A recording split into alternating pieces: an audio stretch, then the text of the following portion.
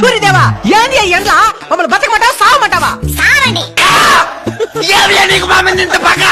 నాకు ఎవరి మీద పగ ఉండదు నాయన, నా ధర్మం నేను నిర్వర్తిస్తున్నాను. ఏంది నీ ధర్మమో? మమ్మల్ని చంపేసేదా? మరి మీరు చెట్లను చంపేసినప్పుడు ఈ ధర్మం ఎక్కడికి పోయింది నాయన?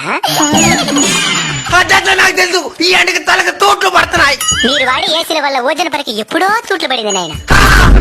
ఎండ ఎక్కువగా ఉంది, ఏసీ 2 పాయింట్లు పెంచు అని అంటారు గాని ఎండ ఎక్కువగా ఉంది 2 చెట్లు పెంచుదామని ఏ రోజైనా అనుకున్నారా? అంటే అది చెరువులు కూడా ఎండిపోతున్నాయి స్వామి. నీళ్లుండాల్సిన చెరువులో నిలువెత్తి బోడాలుంటే ఎవరేం చేస్తారు నాయన? అడవులు కూడా ఎండిపోతున్నాయి స్వామి. మరి అక్కడే కదా నాయన అపార్ట్మెంట్లు కట్టాల్సిందే.